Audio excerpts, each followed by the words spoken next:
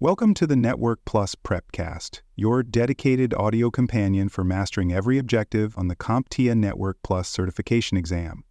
This series is produced by baremetalcyber.com. When users report sluggish performance, dropped connections, or inconsistent network behavior, the root cause often lies at the link layer, layer 2 of the OSI model. While deeper packet inspection and protocol analysis have their place, many day-to-day connectivity issues can be traced back to simple link layer problems, such as duplex mismatches, transceiver failures, or improperly seated cables. These types of faults are particularly common at the access layer, where end-user devices connect to switches and where changes happen frequently. Link layer diagnostics give technicians the ability to detect, isolate, and resolve issues quickly, often within minutes, before escalating to more complex investigative steps. This episode explores the diagnostic techniques and tools available at the link layer. We'll walk through the symptoms and root causes of duplex mismatches, review how transceivers operate and fail, and explain how to interpret LED indicators for status and troubleshooting. These tools are invaluable during initial triage and are some of the first things a field technician or help desk analyst should check when a problem is reported. For exam preparation, this material also supports several objectives that require interpreting linked symptoms, matching transceiver components, and using LED signals to assess connection health. One of the most common Layer 2 misconfigurations is a duplex mismatch. In Ethernet networking, duplex defines whether a device can send and receive data simultaneously. In full duplex mode, data flows in both directions at once. In half-duplex mode, transmission happens in one direction at a time, with devices taking turns. A duplex mismatch occurs when one end of the connection is set to full duplex and the other to half-duplex. This misalignment leads to collisions, excessive retransmissions, and poor throughput. It's a silent performance killer. Connectivity may appear normal, but performance degrades significantly, especially under load. The symptoms of a duplex mismatch are subtle but distinct. Users may report slow file transfers, inconsistent speeds, or long wait times when accessing network resources. From the switch's perspective, you may observe CRC errors, late collisions, or unusually high interface utilization, even when actual data throughput is low. These issues point to repeated attempts to retransmit frames due to contention between the two endpoints. The more traffic sent across a mismatched link, the worse the performance becomes. Recognizing these patterns helps isolate the issue faster. To troubleshoot duplex mismatches, begin by checking the interface configurations on both sides of the link. On a managed switch, view the interface settings to confirm the negotiated speed and duplex mode. Do the same on the connected device, whether it's a workstation, server, or another switch. Ideally, both ends should be set to auto negotiation, or both ends should be manually configured with matching speed and duplex settings. Problems typically occur when one side is set to auto and the other to manual. This leads to negotiation confusion and mismatched modes. Always avoid mixing manual and auto configurations. Transceivers are another key component in link layer troubleshooting. These are modular interfaces such as SFP, small form factor pluggable, or GBIC, gigabit interface converter, that convert electrical signals to optical signals and vice versa. Transceivers enable flexible networking by allowing the same switch or router port to support different types of fiber or copper interfaces. They are essential in enterprise networks, particularly in backbone uplink and interbuilding connection. When a transceiver fails or is mismatched with its cable or port, link problems occur instantly. Identifying transceiver failures usually starts with the link light. If the light is off or the port is down, the transceiver might be faulty or improperly seated. Logs may show link up/down flapping, CRC errors, or speed negotiation issues. The fastest way to confirm a transceiver fault is to replace it with a known good module and observe whether the link stabilizes. Most vendors recommend using only approved or certified transceivers, as compatibility varies between platforms. Using off-brand modules can sometimes result in unpredictable behavior or reduced visibility into status and diagnostics. Compatibility is a common issue with transceivers. A mismatch in connector type, such as using a multi-mode transceiver with a single-mode fiber, will prevent the link from establishing. Likewise, speed mismatches, trying to use a 1 Gbps module on a 10 Gbps port, result in failed negotiation.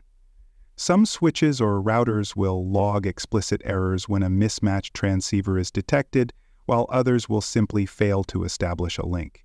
Using the correct type, such as SFP versus SFP+, matching wavelengths for fiber optics, and ensuring proper polarity is critical for stability and performance.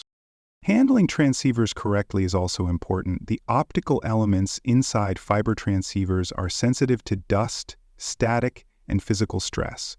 Even a small particle of dust on the connector can prevent the signal from passing through, resulting in a link that appears up but performs poorly or inconsistently. Always use proper cleaning tools, such as fiber optic inspection pens and lint-free wipes. Avoid touching the tip of the connector, and always replace dust caps when the transceiver is not in use. Never force a transceiver into a port, and always depress the locking tab before removal. LED indicators are one of the fastest and simplest tools for link diagnostics. These lights, usually located next to switch ports or NICs, provide visual feedback on the status of the connection. A solid green light typically means that the link is active and the device has successfully negotiated speed and duplex. Blinking green lights often indicate traffic activity. Amber lights may suggest a warning condition, such as a speed mismatch or degraded connection. No light usually means that the device cannot detect a physical link, pointing to a cable issue, port failure, or transceiver fault. Reading and interpreting LED behavior helps technicians form quick hypotheses. If a port previously had a light and now doesn't, check for a loose connector or cable dislodged during cleaning or movement. If the light is amber and blinking rapidly, check for errors on the port using command line tools. Many devices include additional LED indicators for speed, where green might indicate gigabit and amber might indicate 100 Mbps. Since status LEDs vary by vendor, always refer to the specific switch or device documentation. Still, as a general rule, these lights provide a visual baseline for troubleshooting that requires no special tools or software. For more cyber content and books, please check out cyberauthor.me. Also, there are other podcasts on cybersecurity and more at baremetalcyber.com. LEDs may seem simple, but they are invaluable during initial diagnostics. These visual indicators allow technicians to instantly confirm whether a port is powered, connected, or passing data. For copper Ethernet links, a missing LED signal often means that the cable isn't connected properly, the port is disabled, or the device on the other end isn't powered. Comparing LEDs across multiple ports can quickly reveal if one workstation is having problems while others are not. If most ports are blinking but one shows no activity, you've already narrowed down the issue to a specific cable, device, or port. This eliminates guesswork and prevents unnecessary troubleshooting steps at higher layers of the OSI model. Fiber links also use LEDs to indicate activity, but these signals are often located on the transceiver module itself or are relayed through software interfaces. Because fiber optics do not emit visible light, the link status can be harder to observe. Some SFPs have a tiny LED on their casing, while others depend entirely on switch indicators or command line interface outputs. On many enterprise-grade switches, the CLI will report interface status, transceiver health, light levels, and even the wavelength currently in use. These details provide valuable insight, but often require login access, unlike copper port LEDs, which can be read visually. Logging plays a major role in link layer troubleshooting, especially when diagnosing intermittent issues or verifying historical behavior. Transceiver insertion and removal events are typically logged in real time. When a transceiver is inserted, the device may note the vendor ID, model number, and supported speeds. If a link repeatedly goes up and down, syslog messages will show timestamps and reasons for each event. Common entries include link state change, port flapping detected, or transceiver not supported. These logs can be reviewed via CLI or forwarded to a central SIEM system. For long-term health tracking or regulatory compliance, SNMP traps can alert admins to signal degradation, excessive errors, or temperature warnings from optical modules. Duplex mismatches and transceiver issues directly affect performance, not just connectivity. While a link may appear active, mismatched configurations lead to degraded quality, especially in real-time applications. Jittery variation in packet arrival time may cause choppy voice or frozen video during calls. High retransmission rates can delay web sessions or corrupt file transfers. Even bursty applications like remote desktop can suffer from stuttering and lag. These symptoms often lead technicians to focus on application layer settings, when the true cause lies in a simple duplex conflict or a dirty transceiver. Understanding how link layer faults translate into user-greenable problems is essential for proper triage. The Network Plus exam frequently tests your ability to interpret link layer problems and match them to appropriate tools or actions. You may be asked to identify the symptoms of a duplex mismatch, choose the right type of transceiver for a fiber uplink, or determine what a blinking amber LED means in a scenario. You'll also need to recognize when to replace a transceiver, clean a connector, or check interface settings for speed and duplex consistency. The exam rewards a practical understanding of real-world troubleshooting. Memorization is less important than recognizing how misconfiguration or faulty components manifest during operations. Proactive monitoring of link layer health helps prevent problems before they disrupt users. Auditing interface configurations on switches and routers ensures that speed and duplex settings are consistent across similar device types. After upgrades or re-imaging of systems, technicians should verify that NICs haven't defaulted to incompatible settings.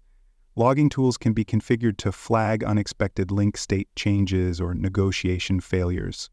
Alerts tied to link behavior help catch cable or transceiver faults early, while SNP-based monitoring can track error counters and performance anomalies. The goal is to stay ahead of user complaints by addressing problems as soon as they appear in logs or metrics.